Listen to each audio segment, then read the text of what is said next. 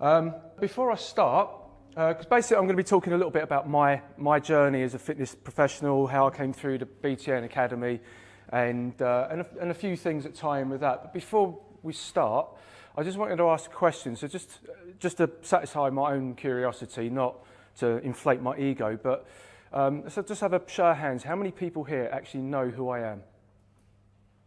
Okay, so yeah, nearly half. That's cool. You can put your hands down.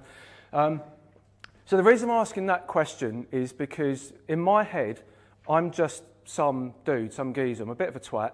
And then I'm up here on stage talking to people, and presumably some of you follow me online and you value the things that I have to say. And as I say, in my head, that's a little bit weird that my peers think that, you know, I say things that are worth listening to. And a lot of people are going to, you know, a lot of coaches. How many of you are actually coaches? So quite a few of you. And how many of you are just enthusiasts or whatever? Okay, cool. So the thing that holds a lot of the coaches back is that they're afraid to put their voice out there. And there's always somebody that is willing to listen and pay attention to what you have to say. And probably everyone in this room knows something that's worth sharing with somebody. So never be afraid to put your voice out there. So, who am I? Well, I'm Troy Martin. I'm a Star Wars fan. Technology hates me, so you know, I am a technophobe, and stuff like that happens to me all the time. I'm an introvert, and so you don't have to be like one of these really annoying, in-your-face Tony Robbins type American extrovert characters. You can be an introvert, and there's a lot of introverts that want to hear what you've got to say, who are going to kind of identify with you more than that you know, that crazy twat. So yeah, I do have a silly sense of humour. I'm a dreamer, which sometimes works in my favour and sometimes works against me because I'm full of big ideas and I'm terrible at putting them into practice. I'm a questioner. I think Dave might be talking about this later on, but basically that means that if you want me to do anything for you, you've got to meticulously explain the logical progressions and the rationale behind doing it, and then you've got to make it sound like it was my idea in the first place. I'm an empathic friend. And not just to my friends and family, but to my clients as well. And I'm a grammar Nazi, and that's probably how I came to be here in the first place. So, my journey is actually a little bit different, I think, to most people. I didn't get into the whole sort of fitness side of things, the health industry, until I was 30. I worked in retail forever. I hated it. I hated my life. And then one day I just quit, and I didn't know what the fuck I was going to do. And just a random conversation over a few cocktails with a friend of mine, because I was interested in health and fitness. I knew I wanted to do something along those lines. And she said, well, why don't you come and be a lifeguard? And I'm like, I do like swimming. So that's what I did. I trained to be a lifeguard, which is weird, I know, because most lifeguards are 16, 17, and they spend more time, you know, eating McDonald's and picking their nose and actually watching people swim.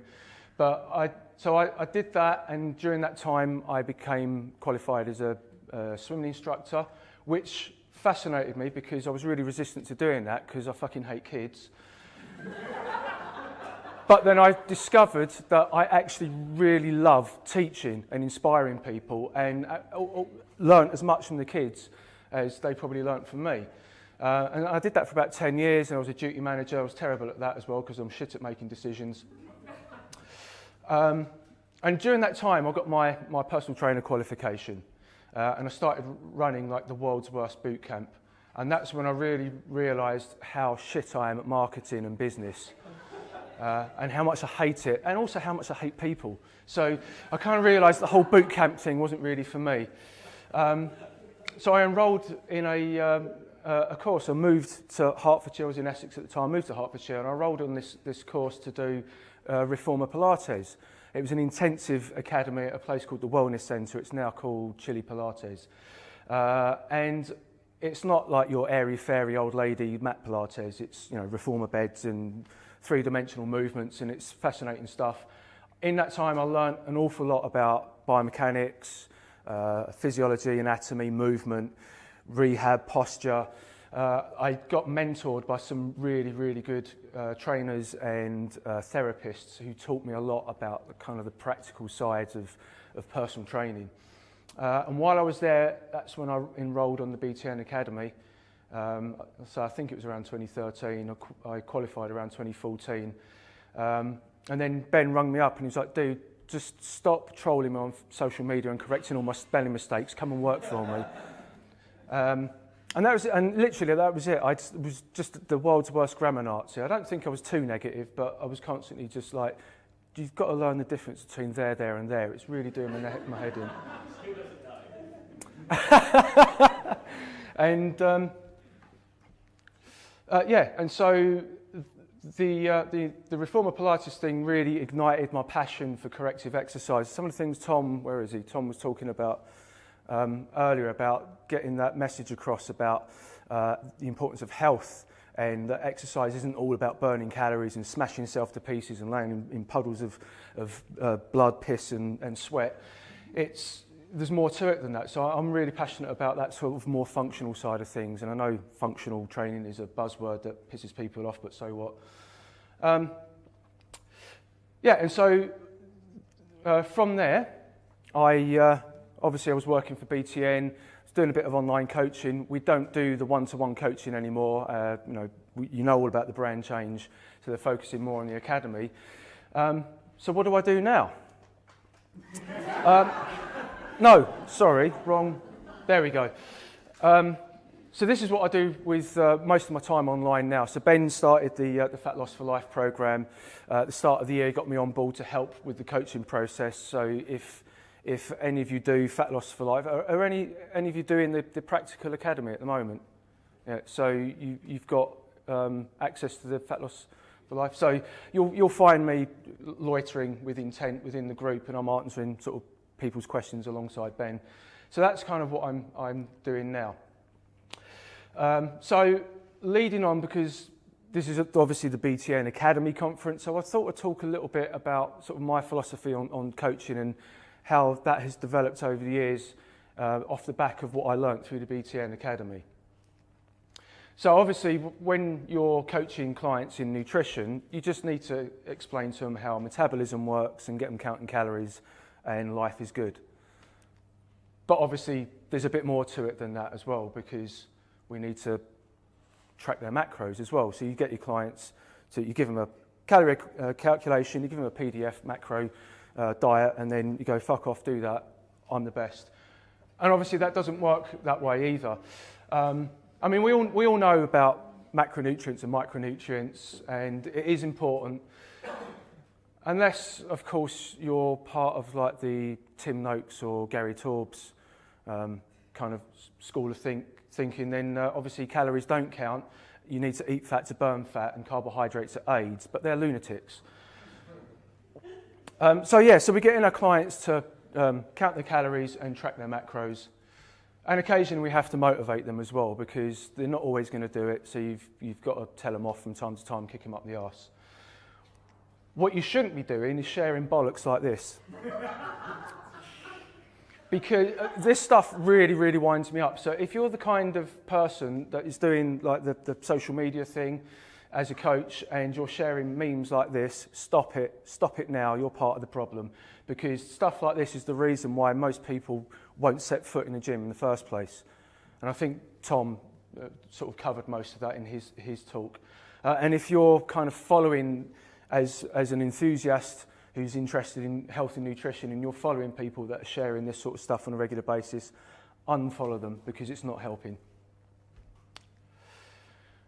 And I think Tom's going to love me for putting this slide in, but so this is the complicated side of it. People are complicated. So the nutrition stuff is fairly easy.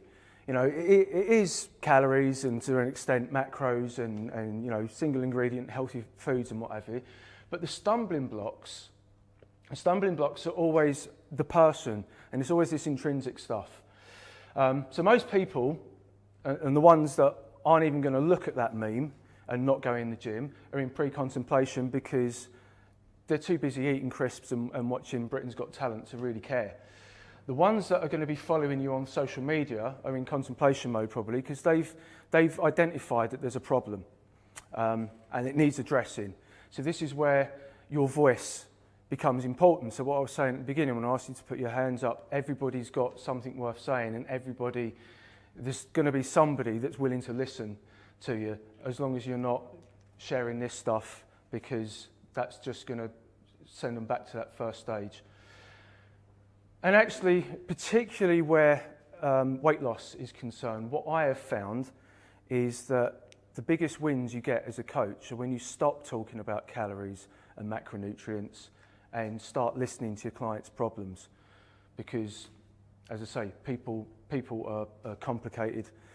Andy's talk just now was a great example of that. There's a lot of factors. It's a very nuanced field, and something that we need to be more open to and more empathic, as I was saying earlier, and more intuitive when dealing with individuals, because everybody is an individual. That's why we coach people, we don't coach protocols. I don't know how I'm doing for time, but I seem to be flying through these. So when you get it right, so going back to Fat Loss for Life, this is one of the members in the group. When you get it right and everything falls into the right areas, you create change like this. So this is after 90 days on Fat Loss for Life. So I think you'll agree it's a not insignificant physical change there. But I like the last line there, where she says, "Thanks for all your support. It makes me so much more confident, and I refuse to go back to how I was mentally and physically." She refuses. So she recognised in the first instance that she needed to change her body, but during the 90 days on Fat Loss for Life, she's undergone a mental and emotional transformation to the point where the mental transformation is more important. She's prioritised that over the physical transformation. So when you get all those factors right, yes, calories and macros do matter, but it's the more intrinsic, personal and emotional stuff, and getting those shifts of mindset and all the things that Tom was talking about earlier. Get it right, and then you get results like that.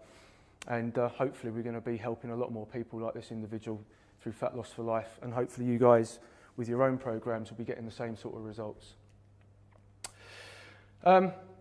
So I'm kind of wrapping up. If you don't already follow me on social media, please do so.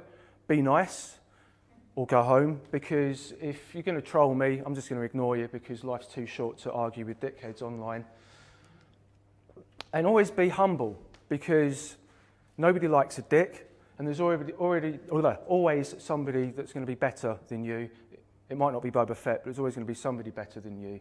And if you go around waving your dick and acting like a dick, you're only going to appeal to other dicks, and sooner or later, one of those dicks is going to come along and fuck you in the face. Thank you.